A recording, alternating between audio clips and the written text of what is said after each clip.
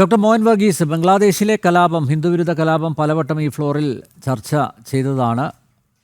എപ്പോഴൊക്കെ അത് രൂക്ഷമാകുന്നുവോ, കലാപം രൂക്ഷമാകുന്നുവോ, അന്നൊക്കെ ഈ വിഷയം ചർച്ചയ്ക്ക് വിധേയമാക്കിയിട്ടുണ്ട്.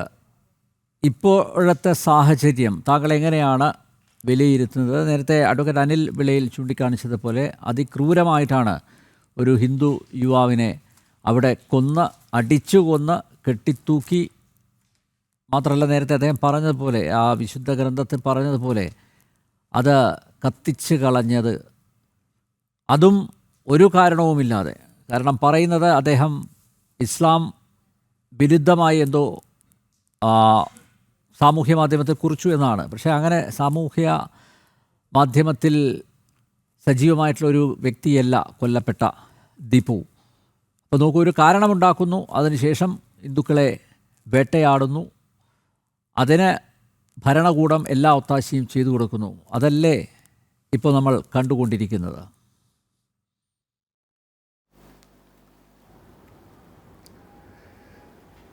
ശ്രീ അനിൽ, യഥാർത്ഥത്തിൽ ശാന്തമായി ഒഴുകിയിരുന്ന ഒരു പുഴയെ നിർബന്ധപൂർവം ചവിട്ടിക്കലക്കുന്ന ഒരു അന്തരീക്ഷമാണ് കഴിഞ്ഞ 1.5 വർഷമായി അയൽരാജ്യമായ ബംഗ്ലാദേശിൽ കാണുന്നത്. ഷെയ്ഖ് ഹസീന ഭരിച്ചിരുന്ന സമയത്ത്, പ്രധാനമന്ത്രിയായിരുന്ന സമയത്ത് അവിടെയൊക്കെ പാലും തേനും ഒഴുകുകയായിരുന്നു എന്നർത്ഥമാക്കേണ്ട. പക്ഷേ ബംഗ്ലാദേശ് എന്ന രാജ്യം ഇന്ത്യയുമായി നല്ല ഒരു ബന്ധം കാത്തു സൂക്ഷിച്ചിരുന്നു. അവാമി ലീഗിന് പ്രാധാന്യമുള്ള സമയങ്ങളിലൊക്കെ. അത് ഖലിദ സിയയും ഷെയ്ഖ് ഹസീനയും മാറി മാറി ബംഗ്ലാദേശ് ഭരിച്ചപ്പോഴും ഇന്ത്യയുമായുള്ള ആ ഒരു പൊക്കിൾക്കൊടി ബന്ധം ആരോഗ്യപരമായി മുന്നോട്ട് പോയിരുന്നതായി കാണാം. പക്ഷേ കഴിഞ്ഞ ഈ ഷെയ്ഖ് ഹസീനയ്ക്ക് എതിരെ ഉണ്ടായ ഒരു പ്രക്ഷോഭം എന്ന് പറയുന്നത് തികച്ചും ആകസ്മികമായിരുന്നു എന്ന് ഇപ്പോൾ ഒന്ന് റീവൈൻഡ് ചെയ്ത് നോക്കുമ്പോൾ കാണാനാവില്ല. ഇത് വളരെ ഓർക്കസ്ട്രേറ്റഡായ, സംഘടിതമായ, ചിന്തിച്ചുറപ്പിച്ച ഒരു രാജ്യത്തിൻ്റെ തന്നെ ഭാവിയെ പെർമനൻ്റായി മാറ്റിയെടുക്കുന്നതിന് വേണ്ടിയുള്ള ഒരു കുൽസിത ശ്രമമായിരുന്നു അന്ന് നടന്നത്. അതിന് വർഷങ്ങൾക്ക് മുൻപുള്ള മുന്നൊരുക്കങ്ങൾ ഉണ്ടായിരുന്നതായി കരുതണം. കഴിഞ്ഞ 2024 ജൂലൈയിൽ പ്രക്ഷോഭം തുടങ്ങുന്നു. അത് ചെറിയൊരു കാര്യമാണ്. സംവരണവുമായി ബന്ധപ്പെട്ട ഒരു ചെറിയ കാര്യത്തിന് വേണ്ടിയാണ് പ്രക്ഷോഭം തുടങ്ങിയത്. അത് ധാക്ക യൂണിവേഴ്സിറ്റിയിലും ചുറ്റുപാടുമുള്ള യുവജനങ്ങൾ മാത്രമാണ് അതിൽ ആദ്യം ഇൻവോൾവ് ആയിരുന്നത്. പിന്നീട് പ്രതിപക്ഷ കക്ഷിയായ ബംഗ്ലാദേശ് നാഷണൽ പാർട്ടി രംഗത്ത് വരുന്നു. അതായത് ബീഗം ഖലിദ സിയയുടെ പാർട്ടി രംഗത്ത് വരുന്നു. അപ്പോഴൊന്നും ആ രീതിയിലുള്ള അപകടം ഭാരതം മണത്തില്ല, ലോകരാജ്യങ്ങളും അത് കരുതിയില്ല. പക്ഷേ അന്നത്തെ അമേരിക്കൻ പ്രസിഡൻ്റായിരുന്ന പ്രസിഡന്റിൻ്റെ വലിയ അനുഗ്രഹാശിസകൾ, ജോ ബൈഡൻ്റെ അനുഗ്രഹാശിസകൾ ഉണ്ടായിരുന്നു എന്ന് വേണം മനസ്സിലാക്കാൻ. അവിടെ ഷെയ്ഖ് ഹസീനയ്ക്ക് നേരെയുള്ള പ്രതിഷേധം ഇന്ത്യ വിരുദ്ധതയായി കൺവേർട്ട് ചെയ്ത് എടുക്കുന്നതിൻ്റെ ഒരു വലിയ ചിന്ത ഉണ്ടായി. അത് ജമാഅത്തെ ഇസ്ലാമിയുടെ ഭാഗത്തു നിന്നാണ് ഉണ്ടായത്. അതിൻ്റെ പിന്നിൽ കൃത്യമായി അമേരിക്കയുടെയും പാകിസ്ഥാൻ്റെയും കരങ്ങൾ ഉണ്ട് എന്നാണ് ഇപ്പോൾ വ്യക്തമായിരിക്കുന്നത്. അതിനുശേഷമുള്ള സമയങ്ങളിൽ പാകിസ്ഥാൻ സ്ഥിരമായി കലാകാലങ്ങളിൽ കഴിഞ്ഞ 1.5 വർഷത്തിനുള്ളിൽ പാകിസ്ഥാൻ്റെ സൈനിക മേധാവിമാരെയും അല്ലെങ്കിൽ ടെക്നിക്കൽ എക്സ്പേർട്സിനെയും എല്ലാം ബംഗ്ലാദേശിലേക്ക് കൊണ്ടുവരികയും നിരന്തരമായ ബംഗ്ലാദേശ് ചർച്ചകൾ നടക്കുന്നു. പാകിസ്ഥാൻ കപ്പലുകൾ ബംഗ്ലാദേശിൻ്റെ തീരത്തെടുക്കുന്നു. അതൊന്നും 1971 മുതൽ നടന്നിട്ടുള്ള കാര്യങ്ങളല്ല എന്നുകൂടി ഓർക്കണം. ആ ഒരു പശ്ചാത്തലത്തിലാണ് ഇപ്പോൾ നടക്കുന്ന ഈ കഴിഞ്ഞ, കൃത്യമായി പറഞ്ഞാൽ 12-ാം തീയതി, ഡിസംബർ മാസം 12-ാം തീയതി നടന്ന ഒരു കൊലപാതകം, അല്ലേ, ഉസ്മാൻ ഹാദിയെ ഒക്കെ വരുത്തുകയാണ്.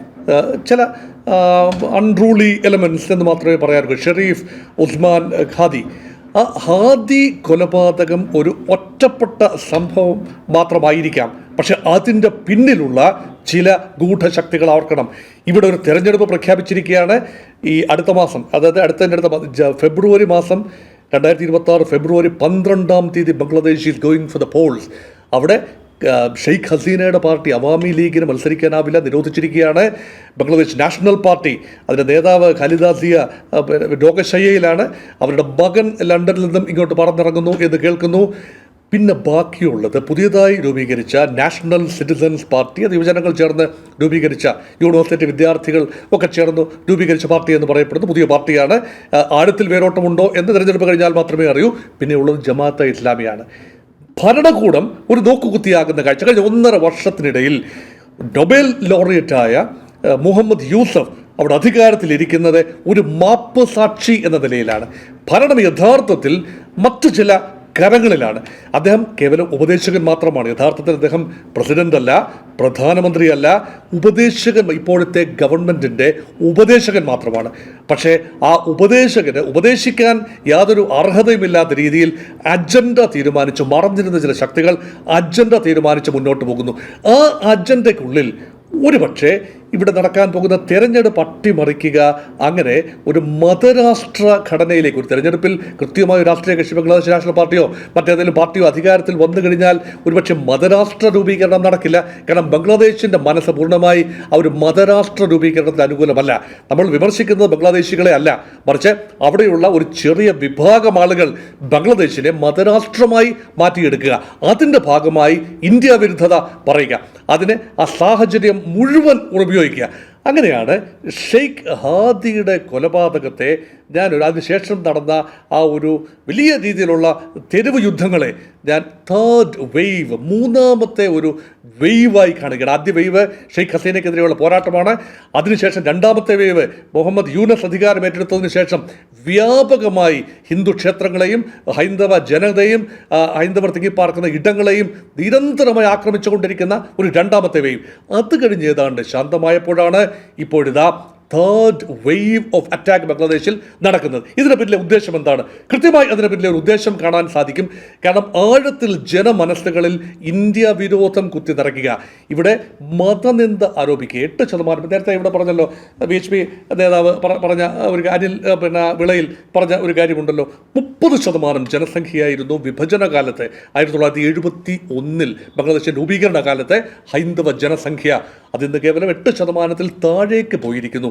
അങ്ങനെയെങ്കിൽ ഇവരെല്ലാം മരിച്ചു പോയിരുന്നല്ല, ഇവരൊക്കെ ഒന്നുകിൽ പലായനം ചെയ്ത് ഇന്ത്യയിലേക്ക് എത്തി, അല്ലെങ്കിൽ ഹിന്ദു റേറ്റ് ഓഫ് ഗ്രോത്ത് കുറവാണ്, അല്ലെങ്കിൽ സിസ്റ്റമാറ്റിക്കായി ഹൈന്ദവർ അവിടെ എലിമിനേറ്റ് ചെയ്യപ്പെടുന്നു, അപ്രത്യക്ഷരാകുന്നു എന്ന് തന്നെയാണ്. ഈ മൂന്ന് കാര്യത്തിൽ മൂന്നും പല രീതിയിൽ അവിടെ നടക്കുന്നു എന്ന് തന്നെ കരുതാം.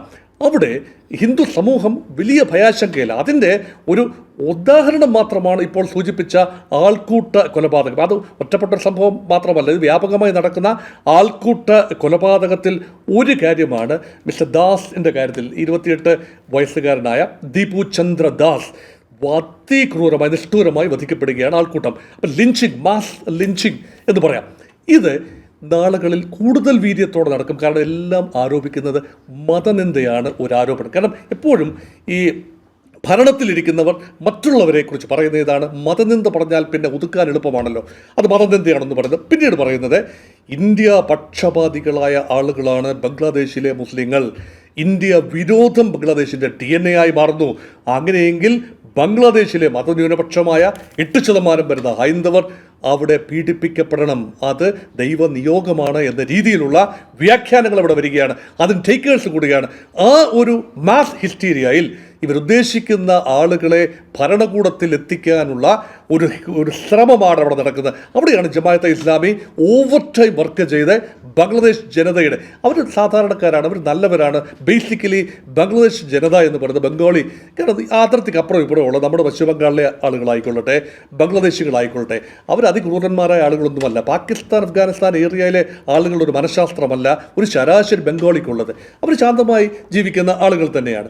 പക്ഷേ അവരിലേക്ക് മതവിദ്വേഷവും ഇന്ത്യ വിരോധവും ആഴത്തിൽ കുത്തിവെച്ചുകൊണ്ട് അനുകൂലമായ ഒരു സർക്കാർ അവിടെ വരുന്നു എന്ന് ഉറപ്പുവരുത്തുകയാണ്. പക്ഷെ നമ്മൾ മറക്കുന്നൊരു കാര്യമുണ്ട്, ഒരു പരിധി കഴിഞ്ഞാൽ ഒരുപക്ഷെ ബംഗ്ലാദേശിൻ്റെ സൈന്യം ഇടപെടാനുള്ള സാധ്യത ശ്രീ അനിൽ നമുക്ക് തള്ളിക്കളയാനാവില്ല. വഖർ ഉസ് സമാൻ എന്ന സൈനിക മേധാവി ഇന്ത്യയുമായി അടുപ്പം സൂക്ഷിക്കുന്ന ഒരാളാണ്. പാകിസ്ഥാൻ്റെ സൈന്യം പോലെ അല്ല ബംഗ്ലാദേശിൻ സൈന്യം എന്ന് ഓർക്കണം. പാകിസ്ഥാൻ്റെ സൈന്യമാണ് അവിടെ കാര്യങ്ങൾ തീരുമാനിക്കുന്നത്. രാഷ്ട്രീയ നേതൃത്വം എന്തായിരിക്കണം എന്ന് തീരുമാനിക്കുന്നത് സൈന്യമാണ്. ആ സൈന്യത്തിൻ്റെ സർവാധിപത്യം നിലനിൽക്കുന്ന രാജ്യമാണ് പാകിസ്ഥാൻ. അതുപോലെയല്ല ബംഗ്ലാദേശ്. പക്ഷേ കൃത്യമായ ഒരു നിലപാടെടുത്ത് സൈന്യത്തിന് മുന്നോട്ട് വരാവുന്ന ഒരു സാഹചര്യം ഉണ്ടായാൽ ഒരുപക്ഷെ സൈനിക നടപടിയിലൂടെ അധികാരം മാറുകയും ആ പുതിയ ഭരണകൂടം ഒരുപക്ഷെ നിഷ്പക്ഷമായ രീതിയിൽ ഒരു പൊതു തെരഞ്ഞെടുപ്പ് നടത്തുകയും ചെയ്യും. ഇപ്പോൾ നിലവിലുള്ള സർക്കാർ പൂർണ്ണമായി ഒരു ഹോച്ച് പോച്ച് അറേഞ്ച്മെൻ്റാണ്, ഇൻറ്റീരിയം അറേഞ്ച്മെൻ്റാണ്, ആഡ്ഹോക്ക് അറേഞ്ച്മെൻ്റാണ്. തിരഞ്ഞെടുക്കപ്പെട്ട ഒരു സർക്കാരല്ല ഈ പറയുന്ന മുഹമ്മദ് യൂസഫിൻ്റെ സർക്കാർ. ഒരു പുതിയ തിരഞ്ഞെടുപ്പ് നടത്തി യഥാർത്ഥ ഭരണാധികാരികളെ തിരഞ്ഞെടുക്കാനുള്ള മാൻഡേറ്റ് മാത്രമാണ് ഇടക്കാല സർക്കാരിനുള്ളത്. പക്ഷേ ഇടക്കാല സർക്കാർ ഇപ്പോൾ പൂർണ്ണ പരാജയമാണ് എന്ന് വരുത്തി തീർക്കേണ്ടത് ചില ശക്തികളുടെ ആവശ്യം കൂടിയാണ്. അത് മുഹമ്മദ് യൂസഫ് തിരിച്ചറിയുന്നുണ്ടോ എന്ന കാര്യത്തിൽ മാത്രമാണ് സംശയം. അങ്ങനെ ഒരു പരാജിത രാഷ്ട്രമായി പെട്ടെന്ന് നീങ്ങിക്കൊണ്ടിരിക്കുന്ന ബംഗ്ലാദേശിൽ ഒരു പ്രഹസനം എന്ന നിലയിൽ ഒരു തെരഞ്ഞെടുപ്പ് നടക്കാൻ പോവുകയാണ്. ഒരു പരിധിവരെ ഇപ്പോൾ നടക്കുന്ന അക്രമങ്ങളുടെ പിന്നിൽ ബംഗ്ലാദേശ് അവാമി ലീഗിൻ്റെ പ്രവർത്തകർ ഒരു പക്ഷേ തെരുവിൽ കൂടുതലായി ഇറങ്ങാനുള്ള സാഹചര്യമുണ്ട്. അങ്ങനെയെങ്കിൽ ബംഗ്ലാദേശ് കൂടുതൽ സംഘർഷഭരിതമാകും. കാരണം ഇപ്പോഴും നിലവിൽ ബംഗ്ലാദേശിലെ അതിശക്തമായ പാർട്ടി അവാമി ലീഗ് തന്നെയാണ്. പക്ഷേ ആ പാർട്ടി നിരോധിക്കപ്പെട്ട് കഴിഞ്ഞു. അവാമി ലീഗിൻ്റെ സാന്നിധ്യം ഇല്ലാതെ നടക്കുന്ന തെരഞ്ഞെടുപ്പിന് എന്ത് ആധികാരികതയാണുള്ളത്? മുൻപ് പറഞ്ഞിരുന്നു ബംഗ്ലാദേശ് നാഷണൽ പാർട്ടിയെ, ഖാലിദ സിയയുടെ പാർട്ടിയെ നിരോധിച്ചുകൊണ്ട് അവർ മാറി നിന്നുകൊണ്ട് നടത്തിയ തെരഞ്ഞെടുപ്പിന് എന്ത് ആധികാരികതയാണ് എന്ന് ചോദിച്ചപ്പോൾ സ്വാഭാവികമായി തിരിച്ചു ചോദിക്കാമല്ലോ. ഏറ്റവും വലിയ പാർട്ടിയായ അവാമി ലീഗിനെ മാറ്റി നിർത്തിക്കൊണ്ട് മറ്റു പാർട്ടികളെല്ലാം ചേർന്ന് നടത്തുന്ന തെരഞ്ഞെടുപ്പിന് എന്ത് സ്വീകാര്യതയാണുള്ളത്?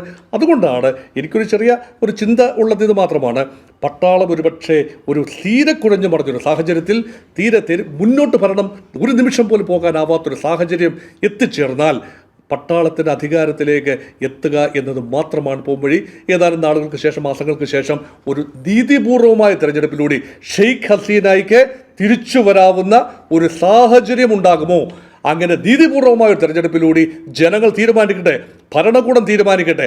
ആ ഭരണകൂടം തീരുമാനിക്കുന്നതനുസരിച്ച് ഷെയ്ഖ് ഹസീനയ്ക്ക് വധശിക്ഷ കൊടുക്കണമോ എന്താണ് അത് തീരുമാനിക്കാം. അല്ലാതെ ഒരു മൂട്ട് കോർട്ട് അല്ലെങ്കിൽ ഒരു കാങ്കറു കോർട്ട് കൂടി ഒരു പ്രഹസനം എന്ന നിലയിൽ ഒരു ഇന്ത്യ രാജ്യത്ത് അഭയം തേടി ബംഗ്ലാദേശിൻ്റെ മുൻ പ്രധാനമന്ത്രി അങ്ങ് വധിച്ചു കളയാം എന്ന രീതിയിലുള്ള ചിന്തയാണ് ബംഗ്ലാദേശിൽ ഇപ്പോൾ മുന്നോട്ട് പോകുന്നത്. അത്യന്തം അപകടകരമായ ചിന്തയാണ്. പാകിസ്ഥാനുമായുള്ള നെക്സസ്, അതിനൊക്കെ പുറമെയാണ് വിശാല ബംഗ്ലാദേശ് എന്ന ഒരിക്കലും കേട്ടിട്ടില്ലാത്തൊരു സങ്കല്പമാണ്. വിശാല ബംഗ്ലാദേശ് എന്ന സങ്കല്പം ചരിത്രത്തിൽ ഒരിക്കലും ആരും മുന്നോട്ട് വെച്ചിട്ടില്ലാത്തൊരു സങ്കല്പമാണ്. വധിക്കപ്പെട്ട ആ ഒരു ഹാദി കൊണ്ടുവന്നൊരു സങ്കല്പമാണ്. ഹാദിയോടൊപ്പം മറ്റു പലരും കൊണ്ടുവന്ന സങ്കല്പമാണ്. ഇന്ത്യയുടെ വടക്ക് കിഴക്കൻ സംസ്ഥാനങ്ങളെ എല്ലാം ചേർത്തുകൊണ്ട്, അതായത് 7 sisters of the north east, Assam, Arunachal Pradesh, Mizoram, Nagaland, Manipur, Tripura, ഈ സംസ്ഥാനങ്ങളെല്ലാം ചേർത്തുകൊണ്ട് വിശാലമായ ഒരു ബംഗ്ലാദേശ്. എന്ത് അടിത്തറയാണ് ഇതിനുള്ളത്? ബംഗാളി ഭാഷ സംസാരിക്കുന്ന ഏതാനും ആളുകൾ ഒരുപക്ഷെ ത്രിപുരയിലുണ്ടാകാം, ഒരുപക്ഷെ ആസാമിലുണ്ടാകാം. അവരൊക്കെ ബംഗ്ലാദേശിൽ നിന്നൊക്കെ കുടിയേറിയ ആളുകളാണ്, അല്ലെങ്കിൽ ഇന്ത്യയുടെ പശ്ചിമ ബംഗാളിൽ നിന്നും കുടിയേറിയ ആളുകളാണ്. അതല്ലാതെ കാര്യമായ ബംഗ്ലാദേശ് ടച്ചുള്ള ഇടങ്ങളൊന്നുമല്ല ഇന്ത്യയുടെ വടക്ക് കിഴക്കൻ സംസ്ഥാനങ്ങൾ. അതുകൊണ്ട് ഇന്ത്യയുടെ ചിക്കൻ നെക്കിനെ ദുർബലപ്പെടുത്തി കേവലം 22 കിലോമീറ്റർ മാത്രം വീതിയുള്ള സിലിഗുരി പാസ്, അതായത് ഇന്ത്യയുടെ പശ്ചിമ ബംഗാളിൽ നിന്നും വടക്കൻ പ്രദേശങ്ങൾ വഴി സിക്കിമിൻ്റെ താഴെ കൂടി ഈ 3-4 രാജ്യങ്ങൾ സംഗമിക്കുന്ന ചൈനയും ഇന്ത്യയും ബംഗ്ലാദേശും നേപ്പാളും ഭൂട്ടാനും എല്ലാം സംഗമിക്കുന്ന ആ ഒരു ട്രിക്കി ഒരു ടെറൈനിലൂടെ വടക്ക് കിഴക്കൻ സംസ്ഥാനങ്ങളിലേക്ക് നീങ്ങാനുള്ള ഇന്ത്യയുടെ സപ്ലൈ റൂട്ടുകളെ തകർത്ത് കളയാം എന്ന രീതിയിലാണ് ഇവിടെ ബംഗ്ലാദേശിനുള്ളിൽ ഈ പ്രചരണം നടക്കുന്നത്. അങ്ങനെ വിശാല ബംഗ്ലാദേശ് രൂപീകരിക്കും എന്ന ഒരു സ്വപ്നം കൂടി ബംഗ്ലാദേശ് ജനത്തിന് കൊടുക്കുന്നു. അതുകൊണ്ടാണ് അപകടകരമായ രീതിയിലേക്ക് ബംഗ്ലാദേശ് നീങ്ങുമ്പോൾ അതിന് തടയിടാൻ ഔപചാരികമായി ഇന്ത്യക്ക് എന്തെങ്കിലും ചെയ്യാനാവുമോ? ഇപ്പോൾ ചെയ്തുകൊണ്ടിരിക്കുന്നത് തികച്ചും അനൗപചാരിക രീതിയിലാണ് ഇന്ത്യ കാര്യങ്ങൾ മുന്നോട്ട് നിൽക്കുന്നത്. പക്ഷേ ഇപ്പം കണ്ണും കെട്ടി നിൽക്കുകയാണ് ഇന്ത്യ. എന്തുകൊണ്ട് പ്രവർത്തിക്കുന്നില്ല എന്ന് ചോദിച്ചു കഴിഞ്ഞാൽ സ്ഥിതിഗതികൾ സാഗൂതം വീക്ഷിക്കുകയാണ് ഭാരതം. അല്ലാതെ ഈ ബംഗ്ലാദേശിൽ നടക്കുന്ന എല്ലാ പ്രശ്നത്തിൻ്റെയും പിന്നിൽ ഇന്ത്യയാണ്, ഇന്ത്യയുടെ കുൽസിത ബുദ്ധിയാണ് എന്ന ആരോപണം അവിടെ മാത്രമേ ചെലവാകൂ. കഴിഞ്ഞ ദിവസം റഷ്യൻ സ്ഥാനപതി ബംഗ്ലാദേശിലേക്കുള്ള റഷ്യയുടെ അംബാസഡർ പറഞ്ഞു കഴിഞ്ഞു, ഇവിടെ എത്രയും പെട്ടെന്ന് ഈ കലാപം അവസാനിപ്പിക്കുകയാണ് നല്ലത്. ഇന്ത്യ വിരുദ്ധത ആളിക്കത്തിച്ചുകൊണ്ട് എത്ര കാലം രാജ്യത്ത് നിലനിൽക്കാനാവും? കാരണം നിങ്ങൾ എന്തുകൊണ്ട് നിങ്ങളുടെ ചരിത്രം മറന്നു പോകുന്നു? ശ്രീ അനിൽ, ന്യായമായ ചോദ്യമല്ലേ ചോദിച്ചത്? ദ വെരി എക്സിസ്റ്റൻസ് ബംഗ്ലാദേശ് എന്ന രാജ്യത്തിൻ്റെ രൂപീകരണത്തിന് ഇന്ത്യ ഉണ്ടായിരുന്നില്ല എങ്കിൽ, ഇന്ത്യൻ സൈന്യത്തിന് ഇടപെടലില്ലായിരുന്നെങ്കിൽ എങ്ങനെയാണ് ബംഗ്ലാദേശ് എന്ന രാജ്യം രൂപീകരിക്കപ്പെടുക? അതെല്ലാം ഒരു നിമിഷം കൊണ്ട് മറന്നുകൊണ്ട് ബംഗ്ലാദേശിൻ്റെ വ്യാവസായികമായ പുരോഗതി, ബംഗ്ലാദേശിൻ്റെ വിദേശ നാണ്യം നേടിത്തന്ന രീതി, അവിടുത്തെ ടെക്സ്റ്റൈൽ രംഗം വളർന്നു വന്ന് ഇതിനെല്ലാം പിന്നിൽ ഇന്ത്യ നൽകിയ നിർലോഭമായ ഒരു സഹകരണമുണ്ട്, വ്യാപാരത്തിനുൾപ്പെടെ. അങ്ങനെ ബംഗ്ലാദേശിനെ ഒരു കയറ്റുമതി രാജ്യമായി മാറ്റിയെടുക്കുന്നതിനുൾപ്പെടെ ഇന്ത്യ നൽകിയ സഹകരണങ്ങൾ, അവിടെ കഞ്ഞി കുടിച്ച് കിടക്കാനുള്ള ആളുകളുടെ ഒരു അന്തരീക്ഷം സൃഷ്ടിച്ചതിന് പിന്നിൽ ഇൻഡയറക്റ്റ് ആയിട്ടെങ്കിലും നൽകിയ സ്വാധീനം, ഇതെല്ലാം മറന്നുകൊണ്ട് ഇന്ത്യ വിരുദ്ധത ആരുടെ ആവശ്യമാണ് എന്ന ചോദ്യമാണ് റഷ്യൻ അംബാസഡർ ടു ധാക്ക ചോദിച്ചു വെച്ചത്. ആ ചോദ്യം ഒരുപക്ഷെ ഇനിയുള്ള നാളുകളിൽ ഗൗരവമായ ബംഗ്ലാദേശിലെ ഒരു ബുദ്ധിജീവി വർഗം തിരയുകയാണ്, അത് ആലോചിക്കുകയാണ്. എങ്കിൽ ഒരുപക്ഷെ ആ രാജ്യത്തിന് ഇപ്പോഴും രക്ഷപ്പെടാനുള്ള ഒരു മാർഗമുണ്ടെന്ന് തന്നെയാണ് എൻ്റെ ചിന്ത. ഓക്കെ താങ്കൾ പറഞ്ഞതിൽ നിന്നും പ്രത്യാശയുടെ കിരണങ്ങൾ കാണുന്നു. മാത്രമല്ല, തെരഞ്ഞെടുപ്പ് കഴിഞ്ഞ ശേഷം ഒരുപക്ഷെ ബംഗ്ലാദേശ് പൂർവ്വസ്ഥിതിയിലാകും എന്ന പ്രത്യാശയും ഡോക്ടർ മോഹൻ വർഗീസ് താങ്കൾ പങ്കുവച്ചു. പക്ഷേ ആത്യന്തികമായി ഹിന്ദു വംശഹത്യ ലക്ഷ്യമാക്കി ഒരു വിഭാഗം അവിടെ മുന്നോട്ട് പോയിക്കൊണ്ടിരിക്കുകയാണ്. അവരെ പിടിച്ചു കെട്ടാൻ ആർക്ക് സാധിക്കും എന്നുള്ളതാണ് പ്രസക്തമായിട്ടുള്ള ചോദ്യം.